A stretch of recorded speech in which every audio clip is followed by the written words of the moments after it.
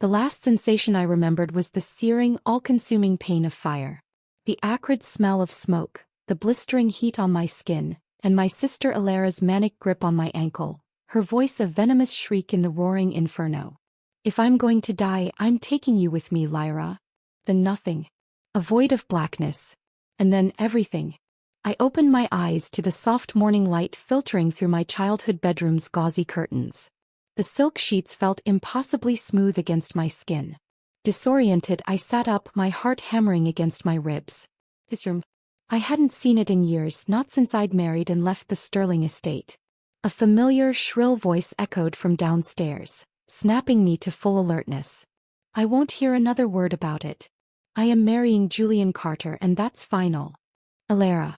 That was Alara's voice, but it was younger, laced with the petulant drama of her teenage years, not the bitter exhaustion of her adulthood. A cold dread, colder than any I'd felt in the fire, trickled down my spine. I scrambled out of bed and rushed to the vanity mirror. Staring back at me was my own face, but younger, unlined by years of stress and hardship. My 20-year-old self. A memory, sharp and clear from another lifetime, slammed into me. This was the day. The day the Carter family had declared bankruptcy. The day our parents had sat us down to discuss the two engagements that had been arranged since our childhood. One to Julian Carter and the other to Kaylin Thorne. In our first life, Alara had chosen Kaylin Thorne without a second thought. The Thorne family was obscenely wealthy, powerful, and Kaylin was the most eligible bachelor in the city, despite the whispers about his temperament. I had been left with Julian, the son of the now destitute Carters. That life had been a hardscrabble climb out of poverty, a journey I had forged with my own two hands while Julian and his family bled me dry. It had ended with Alara's jealous rage and a match struck in a locked room. She had been reborn too. And this time she was making a different choice. I dressed quickly, my hands trembling slightly as I fastened the buttons on my simple morning dress. I had to be calm. I had to play my part. I descended the stairs, my expression a carefully constructed mask of sleepy confusion. "What's all the shouting about?" I asked, entering the sun-drenched breakfast room. My parents were seated at the large mahogany table, their faces pale with shock. Alara stood before them, her cheeks flushed with triumphant defiance. She turned to me, and in her eyes, I saw a glint of cruel knowledge. She remembered. She knew exactly what she was doing. "Lyra, darling," my mother began, her voice strained. "There's been a development. Carters. Well, they've lost everything. And I," Alara announced, puffing out her chest, "have decided to stand by Julian in his time of need. It's the honorable thing to do. Lyra can have Kaylin Thorne." My father sputtered, "Alara, be reasonable. The Carters are finished. Marrying Julian would be a life of hardship. Kaylin Thorne is a complicated man, but the Thornes are our best chance at securing the family's future." "Your future." "I don't care," Alara said, her voice dripping with false nobility. "My heart belongs to Julian. I won't abandon him. Lyra is older, she's more mature. She can handle Kaylin Thorne." The hypocrisy was breathtaking. In our first life she had called Kaylin a monster, and pitted me for being dumped with the bankrupt loser. Now she was painting herself as a self-sacrificing saint. When my parents continued to protest, Alara launched into a full-scale performance. Tears welled in her eyes. She threatened to go on a hunger strike, to lock herself in her room until they agreed. She knew they had always favored her, that her dramatics always won the day. I stood silently, observing the spectacle. I saw the exact moment my parents' resolve broke, as I knew it would. My mother turned to me, her expression a mixture of relief that her favorite was being spared and resignation about my fate. "Lyra, you see how much your sister is sacrificing for love? You should be grateful to her for this." Grateful. The word tasted like ash in my mouth. Grateful that she was handing me the key to the gilded cage she had found so suffocating? Grateful that she was condemning me to a man she believed was a freak? I simply nodded, lowering my eyes. "I understand." As Alara swept past me on her way out of the room, she leaned in close, her whisper a venomous snake in my ear. "Have fun with the psycho, Lyra. It's your turn now." I met her gaze for a brief second, allowing a small, quiet smile to touch my lips. "Thank you, Alara. I'm sure I will." My response clearly unnerved her. She had expected fear, resentment, tears. Not calm acceptance. She frowned and flounced away. Alone in my room, I let out a breath I didn't realize I'd been holding. Alara thought she was so clever. She thought poverty was the worst fate imaginable. She had no idea that the true hell of her first life wasn't Kalen's wealth, but his possessive, broken psyche. And she had no idea that the Carter family in their poverty were a nest of vipers, each more greedy and lazy than the last. I also knew something else. Something Alara, in her short-sightedness, had failed to comprehend. In my first life I had built an empire from nothing. I had done it with grit, intelligence and sheer force of will, all while dragging the dead weight of the Carters behind me. That knowledge, that experience was now mine again. And this time I wouldn't be starting from a dilapidated rental with a depleted dowry. I would be starting from the very top. The Thorne family's betrothal gifts arrived a few days later. A staggering display of wealth that left even my status-obsessed parents speechless. Chests of jewels, deeds to properties, and a sum of money that could have supported our family for a decade. Alara watched it all with a smug smile, convinced that these were just shiny trinkets masking a terrible reality. All the money in the world won't buy you happiness with a man like that, she sniffed one afternoon, watching me inspect a particularly exquisite diamond necklace. Perhaps, I replied mildly. But it does buy options. Something you might want to consider. She merely rolled her eyes, secure in her delusion that she had won. My wedding to Kalen Thorne was a grand, cold affair. It was scheduled the day before Alara's simpler ceremony with Julian. I didn't see my groom until I walked down the aisle. And when I did, my breath caught in my throat. Kalen Thorne was arresting.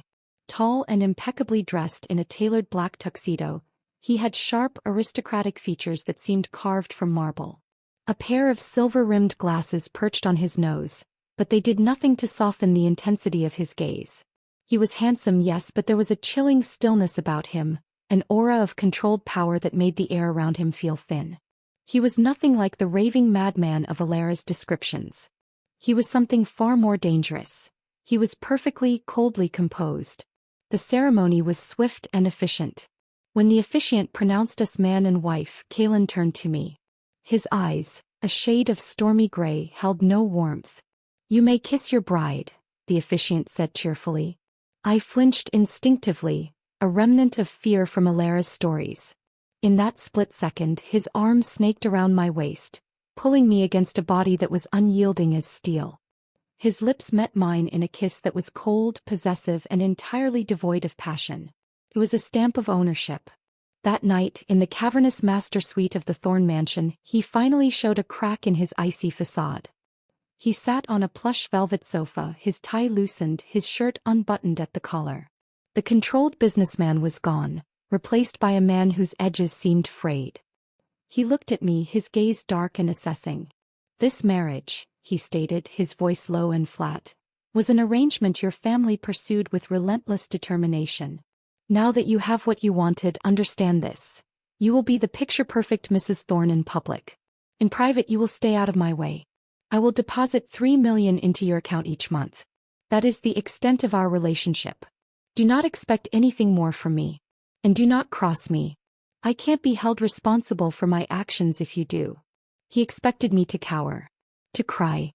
To be the frightened little bird he'd undoubtedly been told I was. Instead I walked towards him. My eyes weren't on his cold face, but on the sliver of toned chest visible through his open collar. The man was built like a god. Alara had been so focused on his mind that she'd completely overlooked his body. I stopped in front of him, reached out and fisted my hand in his silk tie, pulling him towards me. "Is that so?" I whispered, my voice steady. Before he could react, I pressed my lips to his. This kiss was nothing like his. It was warm, deliberate, challenging. I felt him stiffen in shock. When I pulled away, I saw something flicker in those stormy eyes. Not anger, but pure, unadulterated surprise. The tips of his ears were turning pink. I let my fingers trail down his chest, over the firm planes of his abdomen. "You have a magnificent body, husband. Now that the vows are out of the way, shouldn't we consummate this arrangement?" His stunned silence was answer enough. I had thrown him completely off balance. Then a low, rough sound escaped his throat, something between a chuckle and a growl. In one fluid motion he removed his glasses, his gaze turning predatory. You have no idea what you're playing with, he murmured, his voice now thick with a heat that had been entirely absent before. Then show me, I dared him. He did. That night I learned that the instability Alara feared wasn't a weakness. It was a raw, untamed energy. And when channeled it was utterly consuming. As I drifted to sleep, exhausted and sore but strangely victorious, I knew one thing for certain. This life would not be a repeat of the last. I was no longer the pawn. I was now a player in my own game. And my first move had just been made. I woke to the gentle mid-morning sun slanting through the heavy curtains of an unfamiliar room. For a disorienting moment, the lingering scent of sandalwood and clean male skin confused me. Then the memories of the previous night flooded back.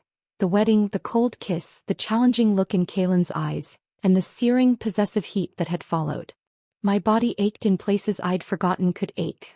A pleasant, heavy soreness that was a testament to the raw intensity of our coupling. I was alone in the massive four-poster bed. The space beside me was rumpled but cold. On the nightstand next to an elegant lamp, sat a small, unmarked jar of ointment. I picked it up, unscrewed the lid and sniffed. It was a faintly herbal medicinal cream. A gesture of care? Or merely a practical solution to a problem he anticipated? With Kaylin Thorne it was impossible to tell. Still I applied it, the cool balm a soothing contrast to the remembered heat.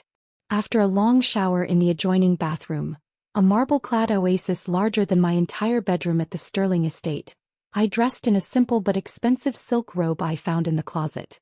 Stepping out into the hallway, I was met by the quiet, efficient hum of a well-run household. A stern-looking, older man in a butler's uniform was waiting for me at the bottom of the grand staircase. "Good morning, Mrs. Thorne. I am Mr. Davies, the head of the household. Mr. Thorne has already left for the office. He asked me to ensure you had everything you need. Breakfast is served in the morning room." His tone was impeccably polite, but his eyes held a flicker of curiosity. I wondered what Kaylin had told him about me. Or perhaps he was simply assessing the new mistress of the house. "Thank you, Mr. Davies," I said with a calm smile I didn't entirely feel. I followed him to a bright, airy room where a spread of fresh fruit, pastries and coffee awaited me. As I sat down, Mr. Davies placed a sleek black credit card on the table beside my plate. "Mr. Thorne instructed me to give you this. He said you are to use it for whatever you wish." I picked up the card. Felt heavy, substantial. $3 million a month, he'd said. And now this. The financial freedom was staggering. In my past life, every penny had been a battle, every purchase scrutinized by my miserly in-laws. This was power. The power to never have to worry again, the power to build something for myself on a foundation of granite, not sand. "Please convey my thanks to my husband," I said, slipping the card into the pocket of my robe. As I ate, I thought of Alara. Today was her wedding day. She would be marrying Julian Carter right about now in a modest ceremony paid for by my parents, who were likely still patting themselves on the back for Alara's noble choice. I felt a pang of something that wasn't quite pity. She had made her bed after all, but a grim sense of inevitability. She was walking into a den of wolves who saw her not as a person but as a final paycheck. The dowry she took with her would be gone within a year, squandered by Julian and his family on their faded luxuries while expecting Alara to live like a pauper. A fierce determination settled in my chest. I would not squander this chance. I would play the part of the perfect society wife for Kaylin, but I would also use this security, this wealth, to carve out my own independence. The knowledge from my past life was my greatest asset. I knew which industries were about to boom, which stocks were undervalued, which startups were destined for success. With Kaylin's capital, I could quietly build an empire that was entirely my own. My first step was to win over my enigmatic husband. Not through fear or submission as he clearly expected, but through a combination of unwavering calm and subtle challenge. I had seen the crack in his armor last night. I had felt the surprising blush on his ears. There was a man beneath the ice and I intended to find him. When Kaylin returned from work that evening, I was waiting for him in the foyer. He seemed surprised to see me, his steps faltering for a fraction of a second before he resumed his usual measured pace. "Husband," I greeted him, taking the briefcase from his hand before he could protest. "Did you have a productive day?" He eyed me warily. "It was adequate. I've asked the chef to prepare your favorite," I said, falling into step beside him as he walked towards his study. Roasted duck with a cherry reduction. I hope that's correct. He stopped and turned to look at me, his gray eyes narrowed. How did you know that? I smiled enigmatically. A wife should know these things. In truth, I'd discreetly pumped Mr. Davies for the information earlier. It was a small thing, but attention to detail was how battles were won. He didn't smile back, but the tension in his jaw eased slightly. Fine. Over dinner, which was a quiet, formal affair, I made polite, unchallenging conversation. I asked about his work, listened attentively to his clipped answers, and didn't press when he fell silent. I was building a pattern of non-threatening presence. Later, when he retired to his study, I didn't follow. I gave him his space. But an hour later, I appeared with a cup of herbal tea, placing it on his desk without a word. He was bent over a spreadsheet, his brow furrowed in concentration. He didn't look up, but he gave a curt nod of acknowledgement. This became our routine. I was diligent, attentive, but never cloying. I brought him lunch at the office, charming his secretaries with effortless grace. I noticed one particular secretary, a stunning blonde with a penchant for dangerously low necklines, who looked at Kaylin with unabashed hunger. One day at lunch I mentioned it casually. Your secretary, Miss Vance, is very dedicated. And quite beautiful. Kaylin didn't even glance up from his food. Don't be absurd, he said coldly. I secretly seethed but said nothing. However, the following week Miss Vance was gone, replaced by an efficient-looking young man. When I inquired, Mr. Davies told me she had been transferred to a different department. A small, secret smile touched my lips. The stoic Kaylin Thorne was not as indifferent as he pretended to be. Weeks turned into a month. The initial wariness in Kaylin's eyes began to soften, replaced by a sort of bemused curiosity. He started coming home earlier. He began eating breakfast with me. He even on occasion asked about my day. It was progress, fragile but real. Then the avoidance started. He began working late again, using the study as a shield. Our breakfasts together stopped. I would catch glimpses of him looking at me with a strange, almost pained expression before he quickly looked away. I knew what this was. Alara had whispered about it in our first life.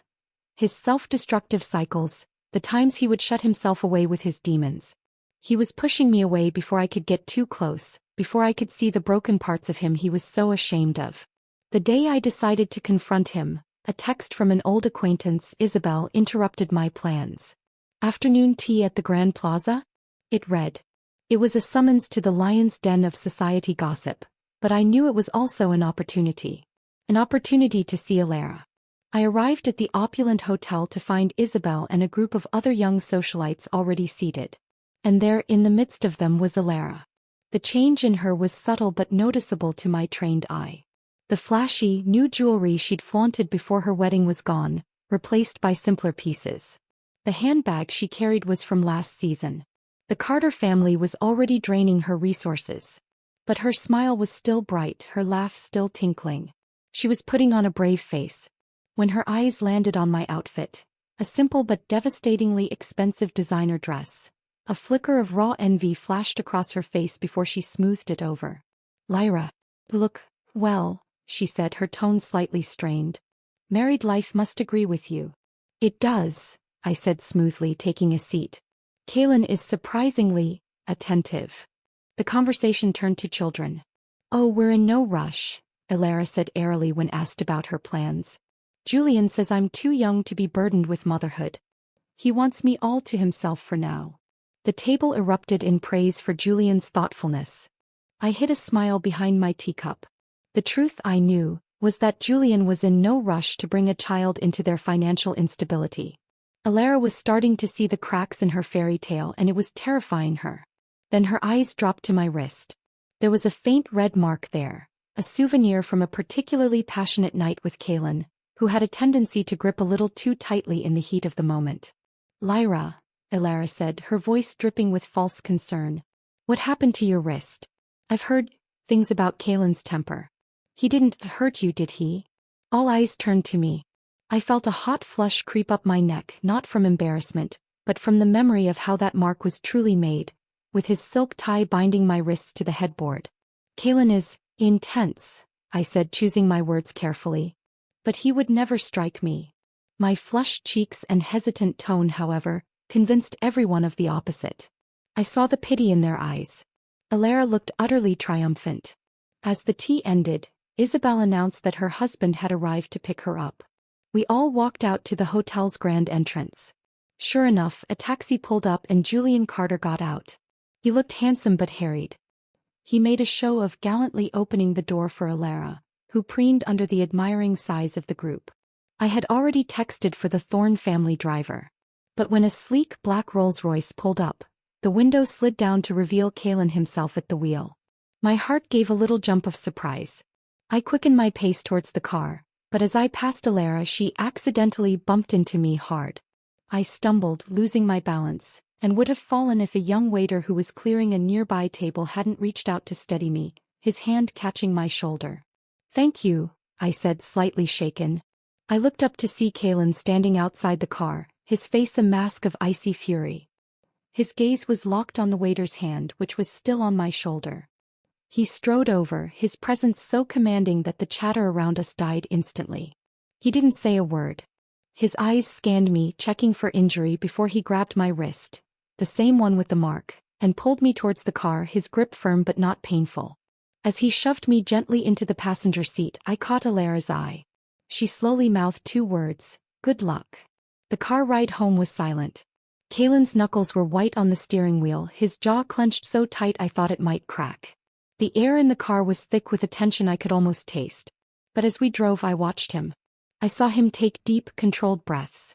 I saw the rigid line of his shoulders slowly relax. He was fighting whatever demon had been triggered, and he was winning.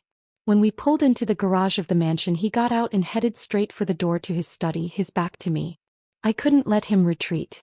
Not this time. "Kalen," I called out, my voice echoing in the sterile space. He stopped but didn't turn. "You're not planning on sleeping in the study again tonight, are you?" I asked, my tone light but the invitation unmistakable. He turned then slowly. The look in his eyes was wild, dangerous, but beneath the storm I saw a desperate hunger. He walked back towards me, each step measured, until he was standing so close I could feel the heat radiating from his body. He grabbed my waist, pulling me flush against him. A twisted, almost cruel smile played on his lips. "Aren't you afraid of me yet, Lyra?" I reached up and pressed my fingers against the frantic pulse in his throat. "Afraid of what?" I whispered. Then I leaned closer, my lips brushing his ear. "This time, let's try something different." His breath hitched. The last vestiges of restraint in his eyes shattered. "Lyra," he growled, his voice dark and raw with need. "This time, you don't get to stop." His hand came up to my shoulder, his thumb brushing over the spot where the waiter had touched me. "Did he touch you here?" he murmured, his voice low and dangerous. "Or here?" His hand slid down my back. So that was it. The green-eyed monster had been unleashed. Instead of fear, a thrill went through me. He cared. In his own broken, possessive way, he cared enough to be violently jealous. Before I could answer, he bent his head and sank his teeth into the curve of my shoulder, a sharp, possessive sting that made me gasp. Then his mouth was on mine, swallowing the sound, kissing me with a frantic, desperate passion that felt like a confession. This wasn't the cold ownership of our wedding night. This was fire. This was need.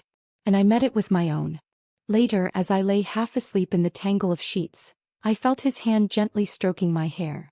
His voice was a soft whisper in the dark. "You started this, Lyra. Don't ever think you can run from me now." I curled closer to him, a smile on my lips. I had no intention of running. I was exactly where I wanted to be. The game was afoot, and for the first time since opening my eyes in this new life, I felt like I was winning. The morning after Kalen's jealous outburst, I woke to find his side of the bed empty again, but this time the space was still warm. Sunlight streamed into the room, highlighting the dust motes dancing in the air. There was no ointment on the nightstand, but when I moved to get up, a sharp ache, deep and satisfying, reminded me of the night's intensity. It was a different kind of soreness, one that spoke of a mutual hunger rather than a one-sided conquest. I found him in the breakfast room, already dressed for the day in an impeccably tailored charcoal gray suit. He was reading the Financial Times on a tablet, a cup of black coffee steaming beside him.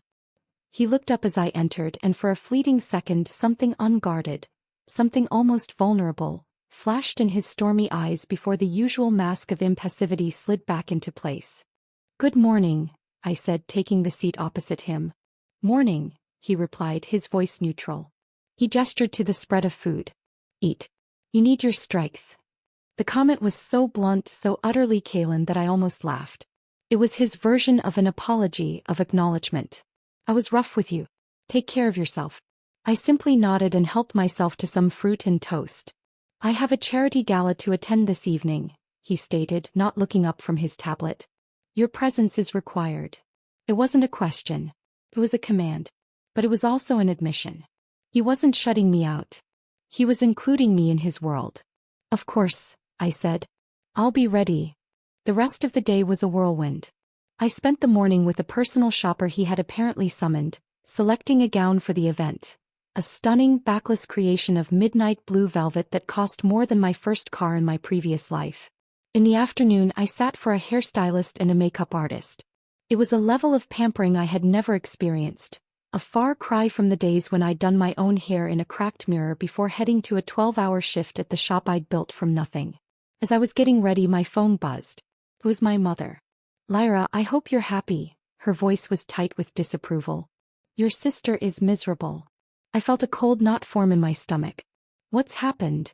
"What's happened?" she echoed, incredulous. "She's married to a bankrupt, that's what. They're living in some dreadful little apartment. Julian has no prospects. Alara called today in tears asking for a loan. A substantial one. She says she wants to start a business, to turn their fortunes around." I closed my eyes. It was happening faster than I'd anticipated. The leeches were already sucking her dry. "And did you give it to her?" "Your father is considering it," she said evasively. "She's our daughter. We can't let her suffer. Unlike some who seem to be thriving in their circumstance." The judgment in her tone was palpable. She'd heard the rumors, no doubt fueled by Alara, about Kalen's temper. "Be careful, mother," I said, my voice cool. "Throwing money at the Carters is like pouring water into a sieve. It won't fix the problem. It will only enable it." "She's your sister," my mother snapped. "You should be helping her, not lecturing me." She hung up before I could respond. I put the phone down, my hands trembling slightly. The old dynamics were still there, the favoritism, the expectation that I should sacrifice for Alara's comfort. But this time I was insulated.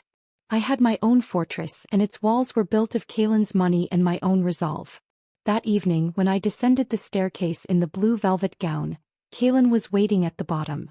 He looked up, and for a full 10 seconds he was perfectly still. The usual cold calculation in his eyes was gone, replaced by something simpler, more primal. Pure male appreciation. It was the look he'd given me the first night, but sharper, more focused. "You look acceptable," he finally said, his voice slightly hoarse. I smiled. "You clean up rather well yourself, husband." He offered me his arm, a formal old-world gesture that felt strangely intimate. The gala was a sea of glittering jewels and false smiles. Kalen was a different man in this environment. Charming, articulate, the powerful Sue. He introduced me as his wife, his hand a firm, possessive weight on the small of my back. I played my part perfectly, smiling and making polite conversation, but my mind was working, cataloging faces, noting alliances, storing away snippets of business talk. It was there that I saw Alara. She was on the arm of Julian Carter, who looked handsome but strained. Alara was wearing a gown I recognized from before her wedding, and her smile was a brittle, fragile thing. She saw me across the room and her eyes widened, taking in my gown, the way Kalen's hand never left my back, the easy way I moved through the crowd. The envy in her gaze was a physical force. Later in the ladies' lounge she cornered me. "Well, well," she said, her voice a low hiss. "Playing the part of the happy little wife, I see. Does he let you out often, or is this a special treat?" "Alara," I said, meeting her gaze in the mirror. "You look tired." Her face tightened. "Julian is working tirelessly on a new business venture. It's very demanding. But unlike some, I support my husband's ambitions." "I'm sure you do," I said softly. "How much did you have to borrow from mother and father to fund those ambitions?" The color drained from her face. "That's none of your business." "Just be careful," I said, turning to face her. "Ambition is a hungry beast. Make sure you're not the one being fed to it." I left her there, her fists clenched at her sides. The encounter left me unsettled. Her desperation was a ticking time bomb. The following weeks settled into a new, more comfortable rhythm. Kalen stopped avoiding me. He came to our bed every night, and though he was often silent, his presence was a constant. He was a restless sleeper, and I'd often wake in the dead of night to find him coiled around me, his face buried in my hair, his body seeking warmth and anchor. In the deep silence, he would sometimes mumble in his sleep, incoherent words laced with a pain that made my heart ache. "Don't go, please," he'd whisper, his arms tightening around me. During the day I began my own projects. With the monthly allowance Kalen provided and a portion of the dowry I'd insisted on keeping in my own name, I began making quiet, strategic investments. I bought into a fledgling tech company that I knew from my past life was about to revolutionize data storage. I invested in a chain of boutique fitness studios that catered to women, a market I understood intimately. I did it all from the elegant study Kalen had allocated to me using an alias. It was my secret garden, my insurance policy. One afternoon I brought Kalen his lunch at the office, as had become our habit. His new male assistant, David, greeted me with respectful efficiency. As I set the food on his desk, I noticed a file folder left open. It wasn't any of my business, but the name on the tab caught my eye. Carter Julian Venture Proposal. My blood ran cold. I quickly looked away, but the damage was done. Was Kalen considering investing in Julian's scheme? The thought was appalling. It would be throwing good money after bad, and it would only embolden Alara and her parasitic in-laws. Kalen noticed my hesitation. Is something wrong? I chose my words carefully. I saw a name I recognized on that file. Julian Carter. He's my brother-in-law. Kalen's expression didn't change. He submitted a business proposal. It's ambitious. And deeply flawed. Alara came to my parents for a significant loan recently, I said, opting for a partial truth. She said it was for a business venture. I'm concerned they're being taken advantage of. Kalen leaned back in his chair, steepling his fingers. Your concern is noted. That was all he said. But the next day, when I casually asked Mr. Davies if my husband had any new investments on the horizon, he replied that Mr. Thorne had rejected the Carter proposal outright. A small wave of relief washed over me. He had listened. The fragile peace was shattered a week later. I was browsing in an art gallery when I felt a familiar presence behind me. I turned to find Kalen's younger brother, Silas. Silas was everything Kalen was not. Sunny, charming, with an easy smile that didn't quite reach his calculating eyes. In my first life, Alara had mentioned him in passing, the golden boy, adopted by the Thornes after Kalen's disappearance. Lyra, what a pleasure to finally meet you properly, he said, taking my hand and kissing it with a flourish. I've been begging Kalen to bring you around for a family dinner. He's been hiding you away. His charm was like a thick syrup, cloying and insincere. Kalen is a very busy man, I demurred. Oh, I know, Silas said with a conspiratorial wink. Always working. But family is important, don't you think? Especially after everything he's been through. He leaned in closer. It must be so difficult for you dealing with his moods. If you ever need to talk or if he ever frightens you, know that I'm here for you. The manipulation was so blatant it was almost insulting. He was trying to drive a wedge between us, to position himself as the sympathetic ally. It told me everything I needed to know about the dynamics within the Thorne family. My husband has never given me any reason to be frightened, I said, my voice cool. But thank you for your concern. That evening I told Kalen about the encounter. His face darkened instantly. Stay away from Silas, he said, his voice low and dangerous. Why? What happened between you two? I asked gently. He turned away, his body tense. It's none of your concern. The wall was back up higher and thicker than ever. The invitation came a few days later, embossed on thick ivory cardstock. A dinner at the Thorne family estate. Kalen's parents requested our presence. Kalen wanted to refuse, but I persuaded him to go. They're your family, I said. We can't avoid them forever. And I'd like to see where you grew up. The estate was a cold, imposing mansion that made our home look cozy. His parents, Alistair and Beatrice Thorne, were polite but distant. Silas was there, oozing false warmth. The dinner was a tense, awkward affair. Silas dominated the conversation, showering his parents with anecdotes and flattery, while pointedly ignoring Kaylin. "And how are you finding married life, Lyra?" Beatrice asked, her smile not reaching her eyes. "It's wonderful, thank you," I said. "Kaylin can be difficult," Alistair said bluntly. "Stubborn like his father. But Silas here, he's the peacemaker." He clapped Silas on the back affectionately. I saw Kaylin's knuckles whiten around his fork. The slights were constant, subtle, and cruel. After dinner, Alistair took Kaylin into his study to discuss business. I was left in the drawing room with Beatrice and Silas. "You know," Silas said, leaning towards me, "that scar on Kaylin's temper is nothing compared to the one he left on me." He pointed to a faint, almost invisible line on his forehead. "We were boys. He flew into a rage over nothing. I've always forgiven him, of course. We have to, don't we? Family." The narrative was so neatly packaged. Kaylin the violent, unstable one. Silas the innocent victim. I felt a surge of protective anger. I smiled sweetly. Oh, I'm sure he had his reasons. Kaylin doesn't suffer fools gladly. And he has a particular knack for dealing with trash. The room went silent. Silas's smile froze on his face. Beatrice looked shocked. I had just broken the unspoken rule. Never challenge the golden boy. When Kaylin and Alistair returned, the atmosphere was glacial. Alistair's face was flushed with anger. "Your brother has just graduated at the top of his class," he said to Kaylin, his voice trembling. "It's time you started preparing to hand over the reins of the company to him. It's what's best for the family." Kaylin's face was a mask of cold fury. "The company is what it is because of me. I built it. I'm not handing it over to anyone. You will do as I say."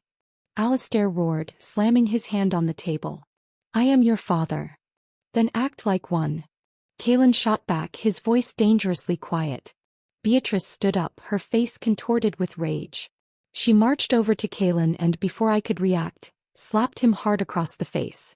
The sound echoed in the silent room. "You ungrateful wretch," she screamed. "After everything we've done for you, we should have left you with those traffickers. It would have been better if you'd never come back." The words hung in the air, vile and poisonous. Kaylin didn't flinch. He just stood there, his head turned to the side, the red mark of her hand blooming on his cheek. The look in his eyes was one of utter desolation. Without a word, he grabbed my hand and pulled me from the room, out of the house and into the cold night air. He drove in a silence so profound it was like a physical weight. His pain was a living thing in the car with us, suffocating and dark. I didn't know what to say. No words could erase the cruelty we had just witnessed. Suddenly he slammed on the brakes, pulling over to the side of a deserted road. "I need to buy something," he said, his voice rough. "Wait here." He got out and disappeared into the night. I waited, my anxiety growing with each passing minute. 10 minutes turned to 20. A creeping dread filled me. The memory of Alara's stories about his self-harm came rushing back. What if he had a blade? What if he was somewhere hurting himself because of their words? I couldn't wait any longer. I got out of the car and started walking in the direction he'd gone. The area was poorly lit, lined with warehouses. "Kaylin," I called out, my voice sounding small and scared. I heard a noise from a nearby alley. Relief flooded me. But as I turned the corner, it wasn't Kaylin I saw. It was a group of 3 men, rough-looking, their eyes glinting with menace. Well, one of them sneered, stepping forward. "Look what we have here.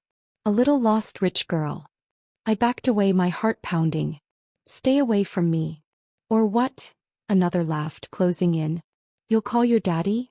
I fumbled in my purse for the small can of pepper spray I always carried, my fingers closing around the cool metal. I was cornered. Panic began to rise, thick and choking. Just as the leader reached out to grab me, a shadow detached itself from the darkness behind them. There was a blur of motion, a sickening crunch, and the man was yanked backward by his hair, his face smashing into the brick wall with brutal force. He crumpled to the ground, screaming, "Kaylin." His eyes were wild, burning with a feral rage I had never seen before. He moved like a demon, his fists a whirlwind of controlled violence. He didn't speak, didn't shout. He just destroyed. He took down the other 2 men with terrifying efficiency, his movements precise and brutal.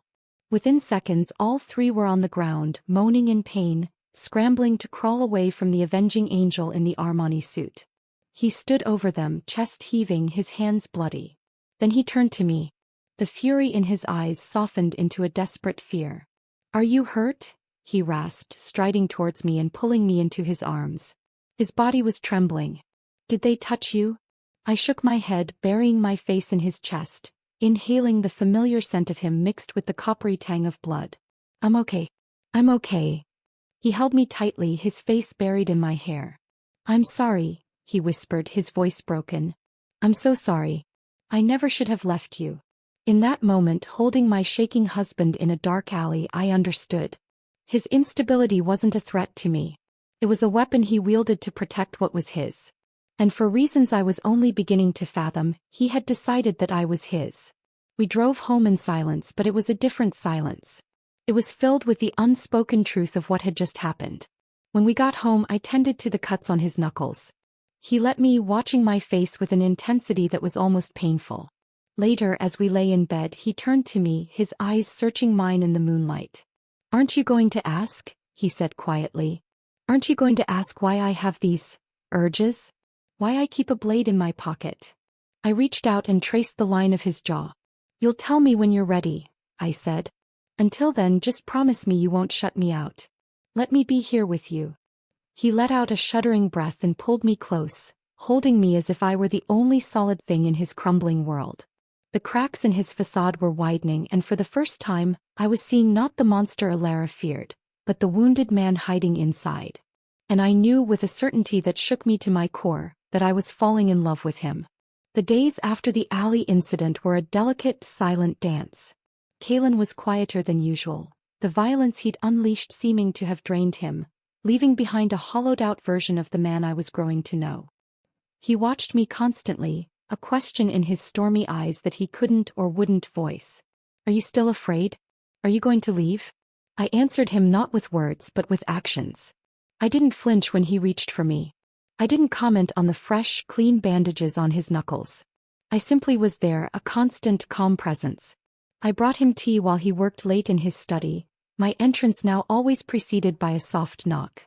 I'd place the cup on his desk, my hand lingering on his shoulder for a moment before I left. A simple touch. A reassurance. One evening, I found him not at his desk, but standing by the floor-to-ceiling window, staring out at the city lights. The room was dark, save for the ambient glow from outside. He held a small, sleek object, turning it over and over in his hands. As I moved closer, the light caught the glint of metal. A blade. Not a weapon, but a small, surgical-looking folding knife. My heart clenched. This was it. The tool of his secret shame. He didn't turn around. "Mr. Davies told you, didn't he?" His voice was flat, devoid of emotion. "He told me you had a difficult childhood," I said carefully, coming to stand beside him. I didn't look at the knife. I looked at his profile, etched in shadow. "He cares about you a great deal." A bitter, quiet sound escaped him. "He's the only one who did." He finally turned the blade over, his thumb tracing its edge. "I keep this for when the noise gets too loud." "What noise, Kalen?" He was silent for a long time, the city's hum the only sound between us.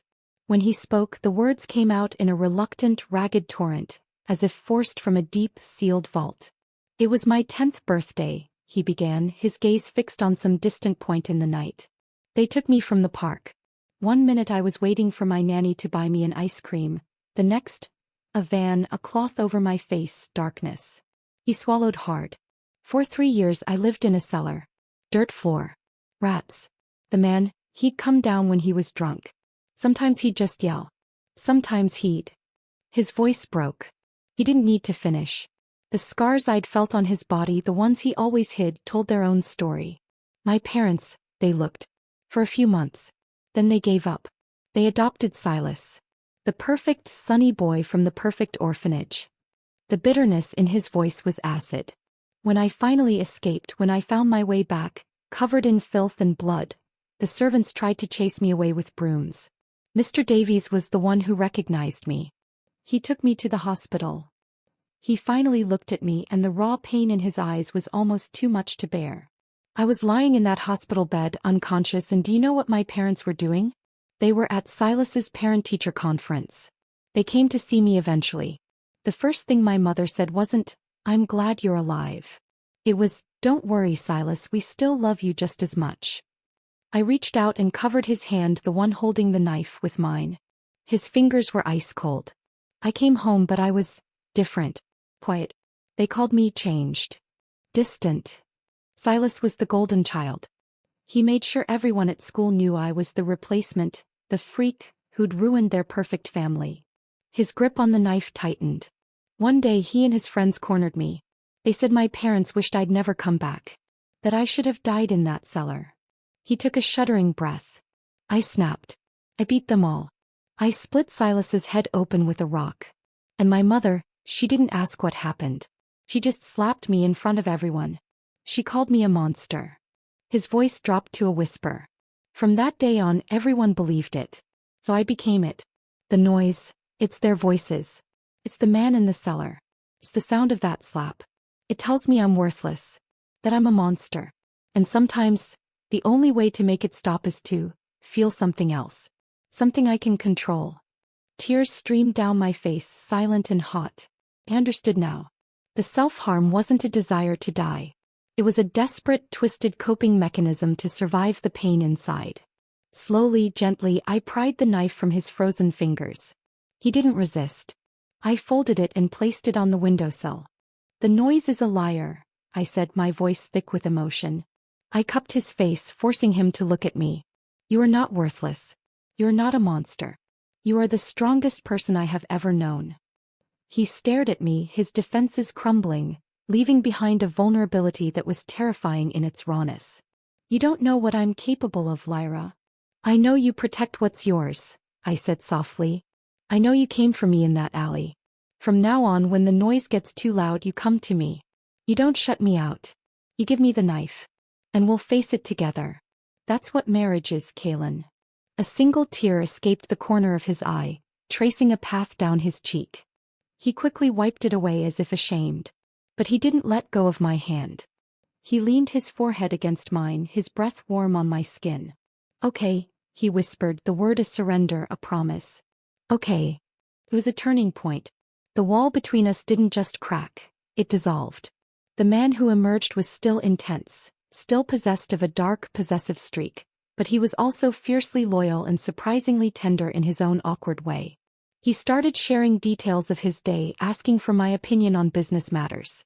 He began to smile, a real, genuine smile that transformed his entire face. Meanwhile, the outside world continued its drama.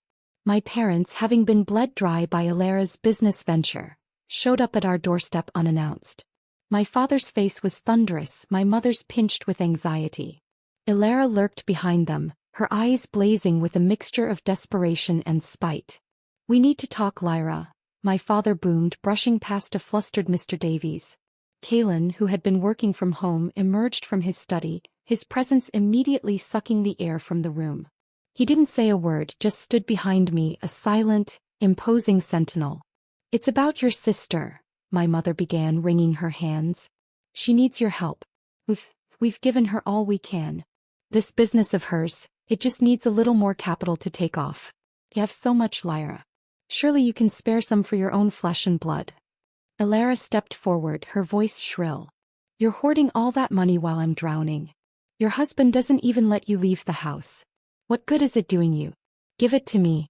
I'm going to be a success with or without you. I looked at them, these three people who had always seen me as an afterthought, a tool to be used for Alara's benefit. The old me would have caved, would have felt the weight of their expectations. But the new me, the one who had faced down alley thugs and held her husband through his darkest memories, felt nothing but a cold, clear resolve. No, I said, my voice calm and steady. My father's face purpled. How dare you? After everything we've done for you. What have you done for me exactly? I asked, genuinely curious. You married me off to the man you believed was a monster to spare Alara. You told me to be grateful. You have never, not once, put my needs before hers. The answer is no. My father raised his hand as if to strike me. It was a gesture from my childhood, one I had always flinched from. This time I didn't move. I just stared at him, my gaze level. Before his hand could descend, Kaylin was there. He didn't grab my father's wrist. He simply placed himself between us, his back to me, facing my father. He wasn't much taller, but the sheer force of his will made my father seem to shrink.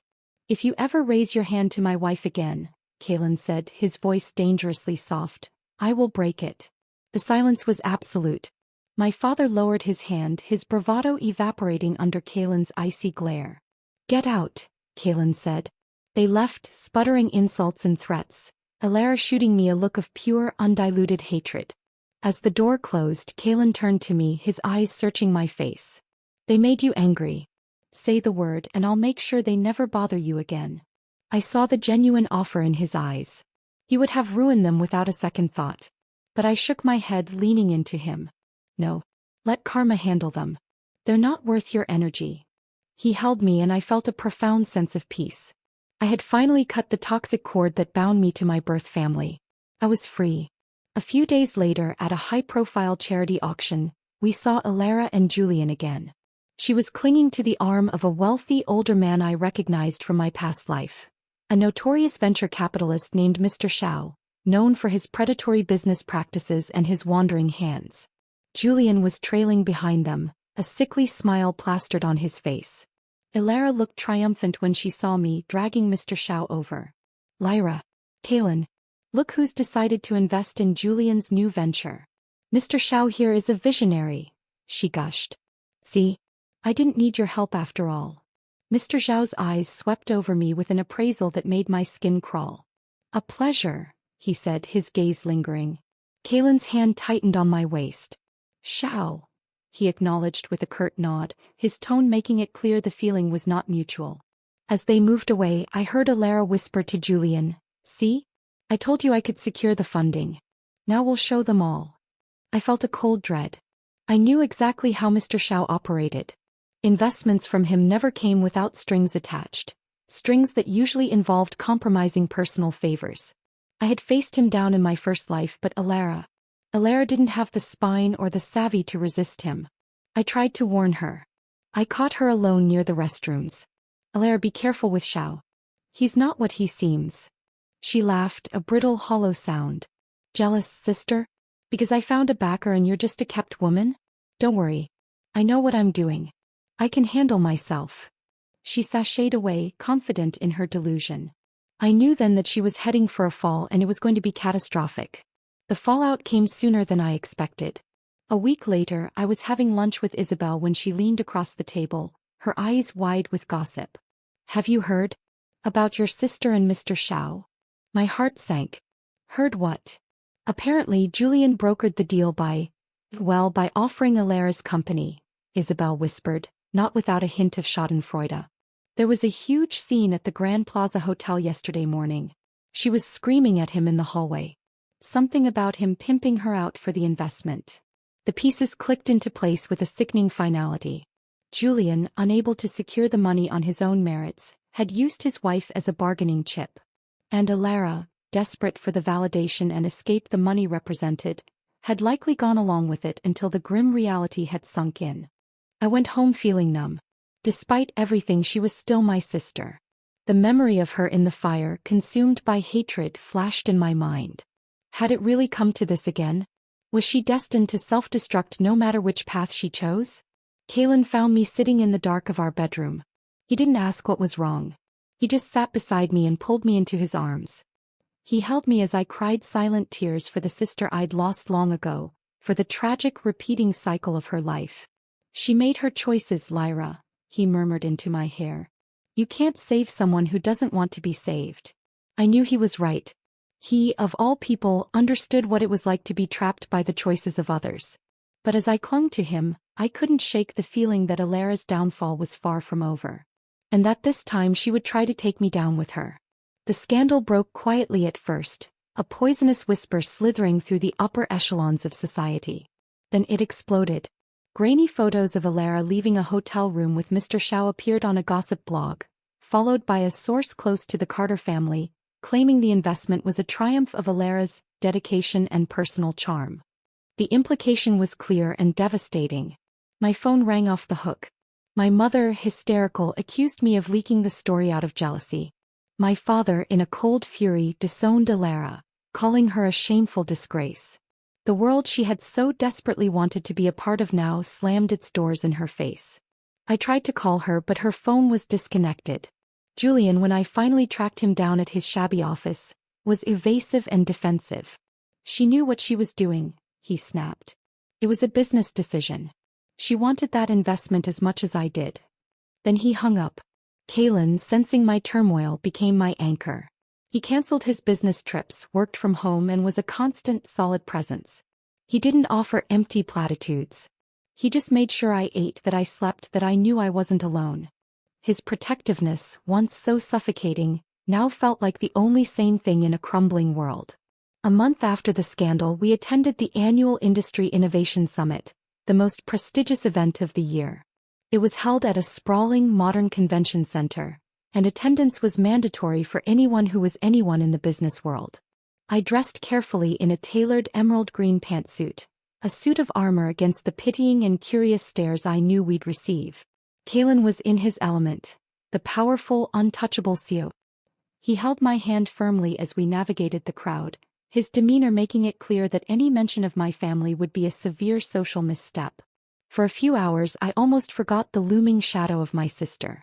It was during a panel discussion on market futures that I felt a sudden, overwhelming dizziness. The lights seemed to swim before my eyes. Kalen, I murmured, my tongue feeling thick. I don't feel well. He was instantly alert. What's wrong? His hand went to my forehead. Just dizzy. I need some air. And some water. He helped me to my feet. I'll take you to the lounge. No, you should stay. It's an important panel. I'll just go to the lobby, get some water, and sit down for a moment. I'll be fine. I didn't want him to make a scene. He hesitated, his eyes worried. Take David with you, he said, signaling to his assistant who was seated a few rows back. I don't need a babysitter, I insisted, forcing a smile. I'll be right back. Promise. Reluctantly he agreed. 5 minutes. Then I'm coming to find you. I walked out of the auditorium, the world tilting alarmingly with each step. The hallway was crowded, a river of chatter and clinking glasses. I needed water. I spotted a waiter holding a tray of champagne flutes and stumbled towards him. Oh, hey, please, I slurred. He gave me a strange look but handed me a bottle of water from a cooler behind his station. I fumbled with the cap, my fingers numb. I managed to take a few sips, but the dizziness only intensified. This wasn't normal. The realization hit me with the force of a physical blow. I looked at the water bottle in my hand. It had been sealed. But the waiter, he had been standing there as if waiting. And his eyes, they had darted away too quickly. Panic surged, sharp and acidic. I needed to find Kalen. I turned to go back to the auditorium, but my legs buckled. A strong arm caught me. Whoa there, Mrs. Thorne. Are you all right? It was a man I didn't recognize, dressed in a security uniform. My husband, I mumbled, my vision blurring at the edges. Kalen Thorne. Let's get you some help, the man said smoothly, his grip tightening on my arm. He was leading me away from the auditorium towards a bank of elevators. This was wrong. This was all wrong. No, I tried to pull away, but my body was a leaden weight. Let me go. Just rest, ma'am, he said, his voice impersonal. The elevator doors slid open. He half carried, half dragged me inside.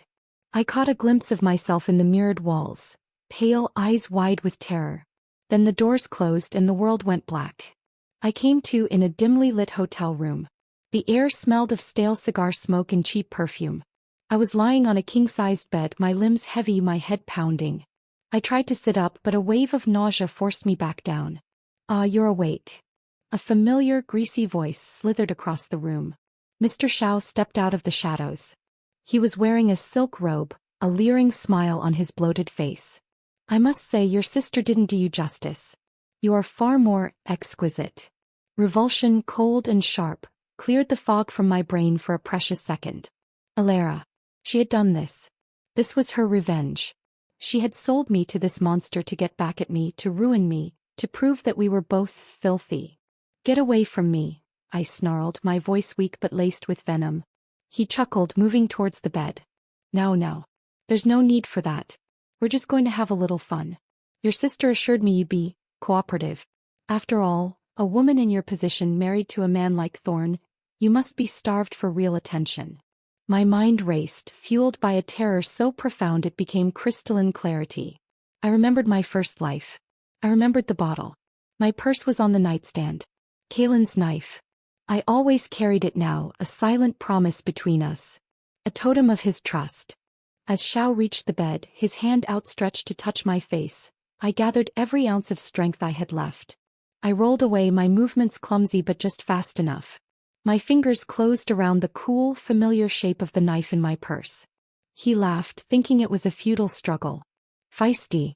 I like that. As he leaned over me, I didn't hesitate. I swung my arm up and drove the small, sharp blade deep into the palm of his outstretched hand. He screamed, a high-pitched animal sound of shock and pain, clutching his injured hand as blood welled between his fingers. You crazy bitch, he shrieked. You stabbed me. The next one goes in your eye, I spat, scrambling off the opposite side of the bed. I was still dizzy, still weak, but the adrenaline was afire in my veins. I needed pain. Clear, sharp pain to cut through the drug. Without a second thought, I dragged the blade across my own forearm. The sting was immediate, agonizing, and gloriously effective. The fog in my head receded, replaced by a single driving imperative. Run. Xiao was still howling, stumbling towards the bathroom, presumably for towels. I didn't wait. I staggered to the door, fumbled with the lock, and stumbled out into the hallway. I didn't know where I was. A hotel floor. The carpet was a swirling pattern of red and gold. I leaned against the wall, my arm throbbing, blood dripping onto the floor. I had to find the elevator. I had to get back to the summit. I took a few shaky steps before my legs gave out again. I collapsed against a door which suddenly opened. I fell forward into a pair of strong, familiar arms. I struggled weakly, a final, frantic burst of terror. Lyra. It's me. It's me. Kalen's voice. Cracked, desperate, terrified. I looked up. His face was ashen, his eyes wild with a panic I had never seen in him before. He was holding me, his hands running over me, checking for injuries. When he saw the blood on my arm, a sound ripped from his throat, a raw, guttural cry of anguish. He's in there, I gasped, pointing down the hall. Xiao. Alara. That was all I needed to say. The panic in Kalen's eyes vanished, replaced by an expression of such cold, murderous fury that it was more frightening than anything I had ever seen. He swept me up into his arms as if I weighed nothing. David, he roared. His assistant materialized as if from thin air, his face grim. Sir. Take her to the car. No. Take her to the hospital. Do not let anyone near her. Kalen's voice was like shards of ice. He gently transferred me into David's steady grasp. Kalen, no. I whispered, knowing what he was about to do. Don't. He leaned down, his lips brushing my forehead in a gesture so tender it belied the storm in his eyes. Close your eyes, my love, he whispered.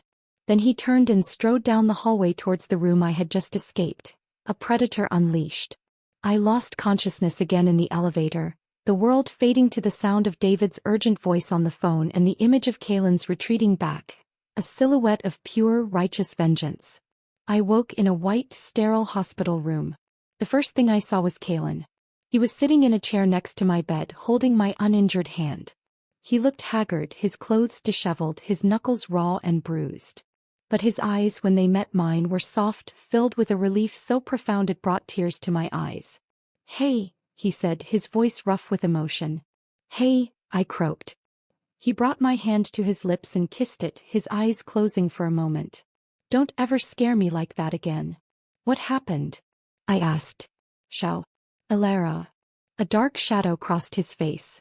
The summit security intervened before I could finish with Xiao. He's in another wing of this hospital. With several broken bones. The police are involved. I gave a statement. So did David. The waiter who drugged you has been arrested. He confessed that Alara paid him. My heart ached. And Alara? I found her outside the auditorium trying to look innocent. She tried to stop me from looking for you. His jaw tightened. I didn't hit her. But I might have pushed her out of my way. She fell. He's here too. A broken wrist. Minor concussion. We sat in silence for a moment, the weight of it all pressing down on us. She wanted to destroy me, I whispered. She wanted to make me as ruined as she is. Kaylin's grip on my hand tightened. She failed. You are the strongest woman I have ever known. You fought him. You got yourself out. His voice was filled with a kind of awe.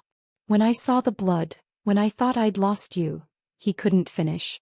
The nurse came in to check my vitals and change the bandage on my arm. Kaylin watched the procedure with an intensity that made the young nurse flustered. When she left, he looked at the clean, stitched wound, his expression grim. This is my fault, he said quietly. I should never have let you out of my sight. This is not your fault, I said firmly. This is Alara's doing. And Mr. Zhao's. And Julian's. You saved me, Kaylin. You came for me. He leaned forward, resting his forehead against mine. I will always come for you, Lyra. Always. A few days later, once I was discharged, I went to see Alara. She was in a private room, her wrist in a cast, her face pale and drawn. She looked like a ghost of the vibrant, spiteful girl she had once been. She turned her head away as I entered. Come to gloat, she asked, her voice flat. No, I said, sitting in the chair by her bed. I came to see if you were okay. She let out a harsh, broken laugh. Okay? My husband pimped me out for an investment. I tried to have my own sister raped to get back at her. I'm in a hospital and my family has disowned me. I'm just fantastic. There was no anger left in her, only a bottomless despair. Why Alara? I asked, my own heart breaking for her. We could have helped each other. We could have been sisters. She finally looked at me and her eyes were empty. It's too late for that, Lyra. You were always the strong one. I was just the pretty one. No. I'm nothing. We're not the same. We never were. I left her there, staring at the wall. I knew then that I had lost her forever. The path she had chosen had consumed her completely. As I walked out of the hospital, Kaylin was waiting for me by the car. He opened the door for me, his hand a steadying presence on my back. Ready to go home? He asked.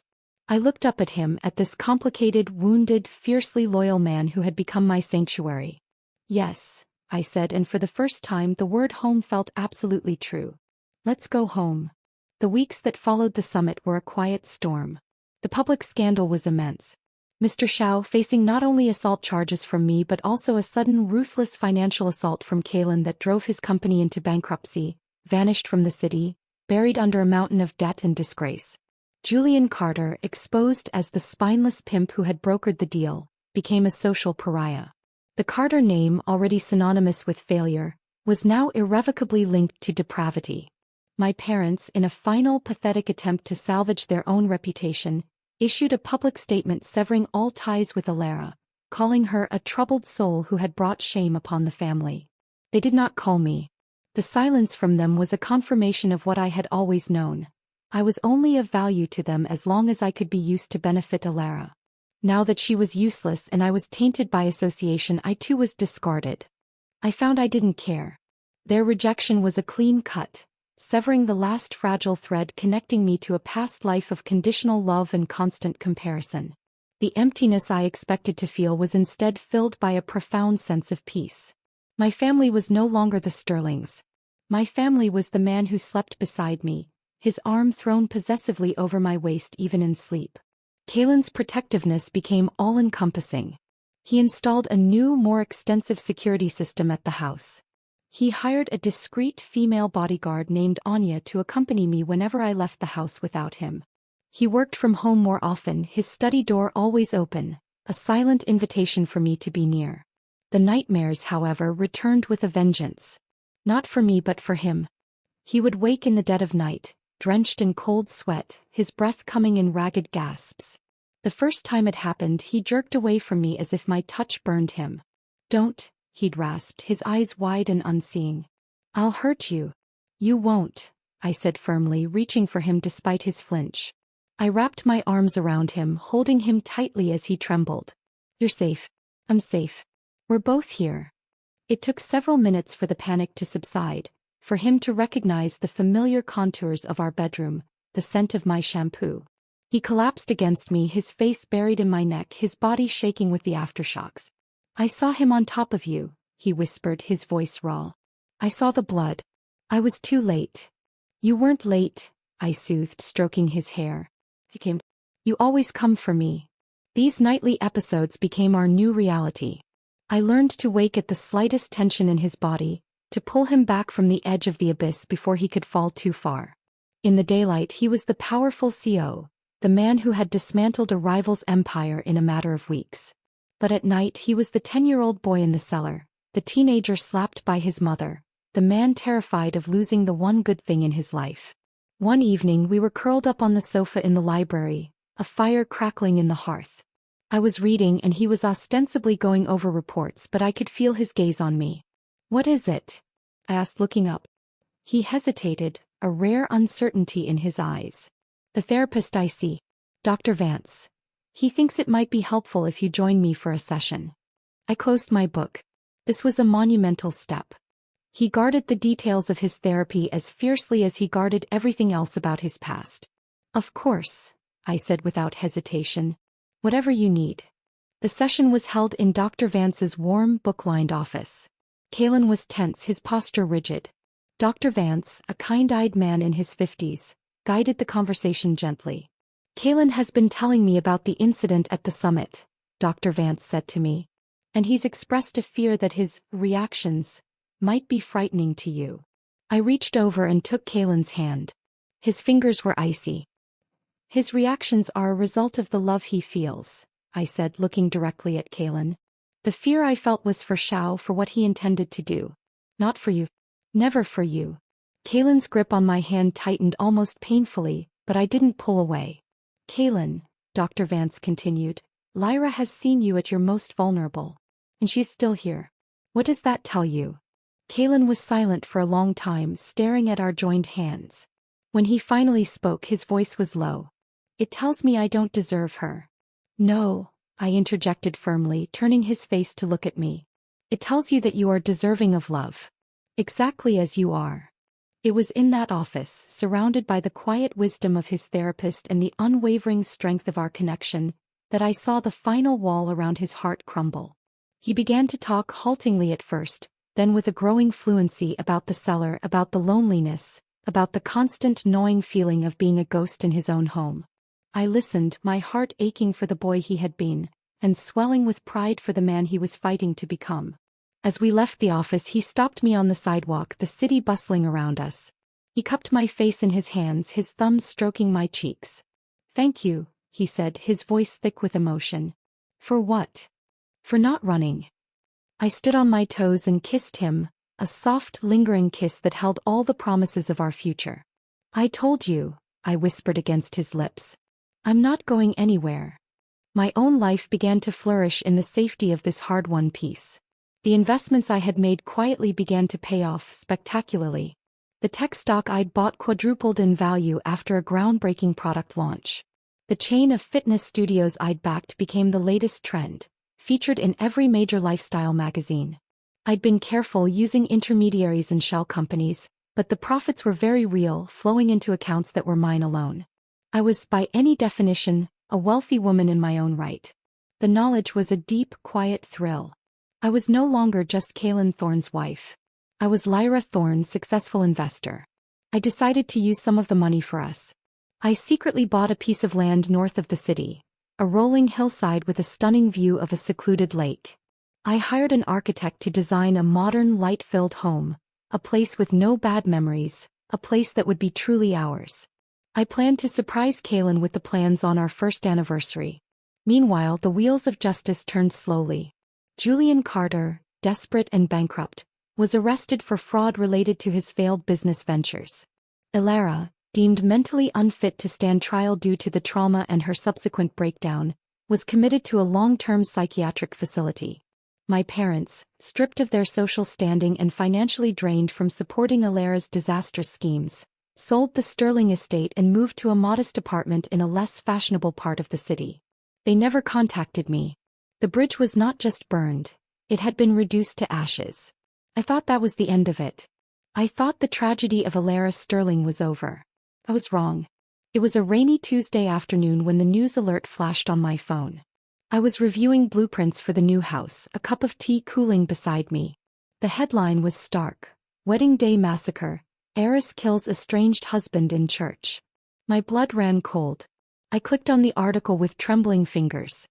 Elara Sterling, who had been granted a day pass from the Oak Haven Psychiatric Facility to attend the wedding of her estranged husband Julian Carter, to socialite Bianca Vale, allegedly produced a knife during the ceremony and stabbed Mr. Carter multiple times in front of hundreds of guests. Mr. Carter was pronounced dead at the scene. Ms. Sterling was subdued by security and is now in police custody. A source close to the family stated that Ms. Sterling had been unhinged since the breakdown of her marriage and the loss of the family fortune. I dropped the phone. The room swam. I saw it all with horrifying clarity. Elara in a fugue state, watching the man who had betrayed her vow to love another. The final snapping point. The gleam of the knife. The screams. It was the fire all over again, a final violent act of mutually assured destruction. Kaylin found me on the floor of the library, the blueprints scattered around me, tears streaming silently down my face. He didn't need to ask. He had seen the news. He gathered me into his arms and held me as I wept. Not for Julian, a man who deserved his fate, and not really for Elara, who had chosen her path time and again. I wept for the little girls we had once been, for the sisters we could never be, for the tragic, wasteful end of a life consumed by envy and spite. She said she would rather die than see me happy, I whispered into Kaylin's shoulder.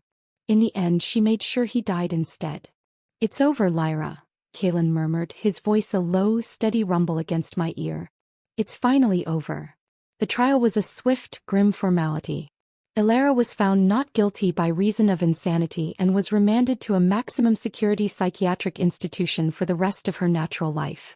There would be no parole, no possibility of release. Her story was over.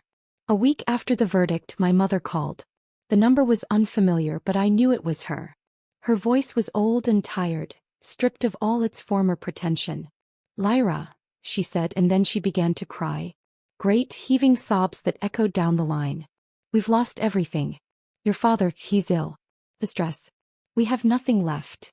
I listened, my heart a block of ice. What do you want from me, Mother? Help us, she begged. You're our only daughter now. You have to help us. We have no one else. I thought of the little girl who had always been told to be grateful, to give in, to sacrifice for her sister. That girl was gone. I will ensure you have a roof over your heads and medical care, I said, my voice calm and distant. I will set up a trust that will cover your basic living expenses. But that is all. Do not contact me again for anything else. There was a long silence on the other end of the line. Then a soft click as she hung up. There was no thank you, no apology. Just the silent acknowledgement of a debt being paid, and a relationship being finally, irrevocably laid to rest. I went to find Kaylin. He was in his study, but he wasn't working. He was standing by the window just as he had been the night he showed me his knife. He turned as I entered, his eyes full of a quiet understanding. It's done, I said. He opened his arms and I walked into them. He held me not as a protector sheltering a victim, but as an equal, a partner sharing a burden. We can't change the past, he said softly. But we can build a new future. A better one. Together. I looked up at him, at this man who had been to hell and back and who had chosen to fight his way out for me. The shadows in his eyes were still there, but they were no longer consuming him. They were just a part of him, a part one loved as fiercely as all the others. Together, I agreed. And for the first time since I had opened my eyes in this reborn life, the future stretched out before me, not as a battlefield to be won, but as a wide, open plain full of light and possibility. The storms had passed. We had weathered them. And we were still standing, anchored to each other. The following months were the most peaceful of my life in either lifetime. The specters of our pasts, Elara's venom, my parents' expectations, the thorns' cruelty, had been exorcised. What remained was the quiet, solid reality of our life together. Kaylin's nightmares became less frequent. The tension that had always coiled within him like a spring began to ease. He laughed more, a genuine free sound that transformed his entire face. He developed a habit of bringing me small, unexpected gifts. A first-edition copy of my favorite book, a ridiculous, fluffy pair of slippers after I'd complained about cold feet, a single, perfect white orchid that bloomed for months on my desk. They were gestures from a man learning the language of love, and I treasured each one. I finally surprised him with the plans for the new house. I laid the blueprints out on the dining room table one evening after dinner.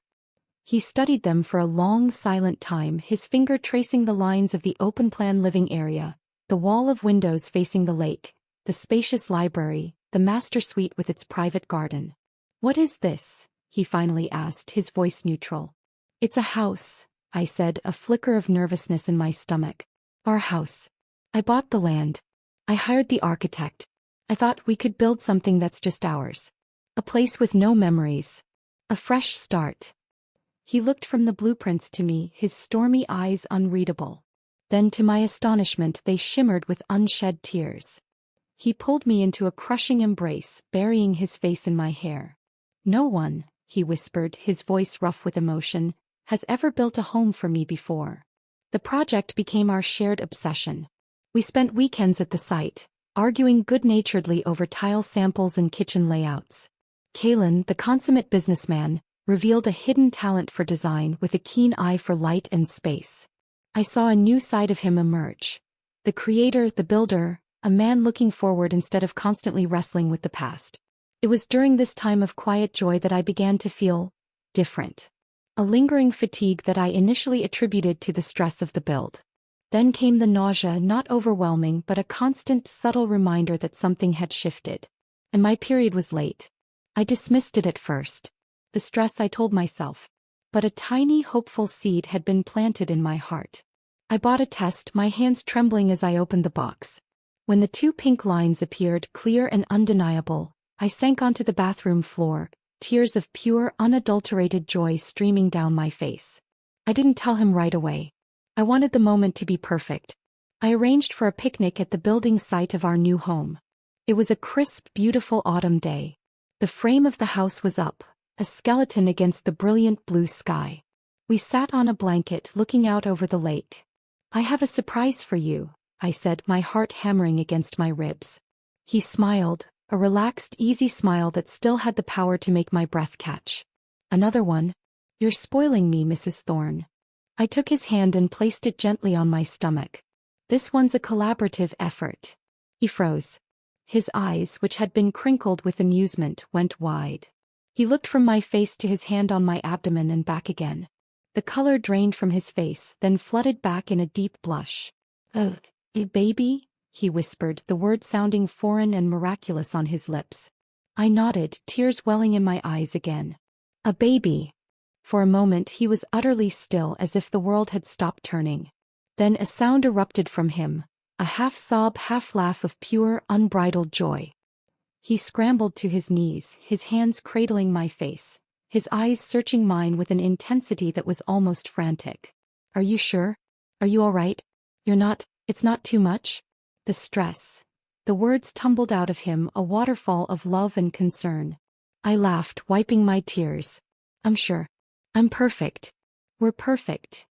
He let out a whoop that echoed across the hillside, scooped me up into his arms and spun me around, both of us laughing and crying like fools. When he finally set me down, he was breathless, his eyes shining. "A baby," he repeated as if trying the word on for size. Then his expression grew serious, almost reverent. He knelt before me, placing both hands on my stomach, his forehead resting against me. "I promise you," he whispered, his voice fierce with conviction, "I will be a good father. I will love you. I will protect you. I will never, ever let you feel an ounce of the pain I knew." It was the most heartfelt vow I had ever heard. My pregnancy was a time of profound happiness. Kalen was insufferably overprotective, fretting over everything from what I ate to how many hours I slept. He read every parenting book he could find, his brow furrowed in concentration, and would bombard the obstetrician with questions at every appointment. He was determined to get it right. The Thornes, hearing the news through the grapevine, made a final, feeble attempt to insert themselves into our lives. Alistair called, his voice stiff, offering congratulations and a not-so-subtle hint about the importance of the Thorne heir. Beatrice sent a ridiculously expensive but utterly impersonal silver rattle. We returned the rattle with a polite but firm note that we would not be accepting any contact. They had forfeited their right to be grandparents. Our child would be surrounded by love, not conditional approval. 9 months later, after a long but smooth labor, our daughter came into the world. She was tiny and perfect, with a shock of dark hair and Kalen's stormy gray eyes. The moment the nurse placed her in my arms, a love so vast and overwhelming washed over me that I thought my heart would burst. I looked at Kalen. He was standing by the bed, pale and trembling, tears streaming openly down his face. He reached out a tentative finger to stroke our daughter's cheek, his touch impossibly gentle. "Hello, little one," he whispered, his voice cracking. "I'm your daddy." He looked at me, his eyes full of a wonder that eclipsed any fortune, any success. "Lyra," he said, "we made a person. We named her Hope." Bringing Hope home to the finished, beautiful house by the lake was the culmination of everything. The walls echoed not with silence, but with her gurgles and cries, with Kalen's deep, rumbling laughter as he rocked her to sleep, with the sound of our shared life. One evening we were sitting on the porch, watching the sunset paint the sky in shades of orange and purple. Hope was asleep in my arms, her little chest rising and falling in a steady rhythm.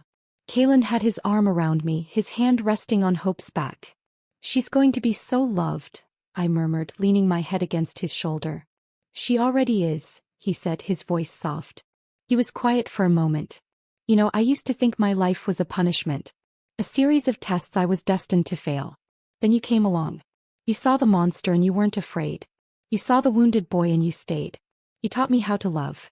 How to be loved." I looked up at him, my own eyes filling with tears. "And you taught me what it means to be chosen. To be fought for." He kissed me then, a slow, deep kiss that held the memory of all our pain and all our joy. "We did it, Lyra," he whispered against my lips. "We built a new world." I looked down at our sleeping daughter, at the man who was my husband, my partner, my love. The past was a ghost, a story to be remembered but not relived. The future was this: a home by a lake, a child's laughter, and the unwavering certainty that no matter what storms may come, we would face them together. Reborn not just in time but in spirit. We had taken the shattered pieces of our pasts and built something unbreakable. We had built a family. The end.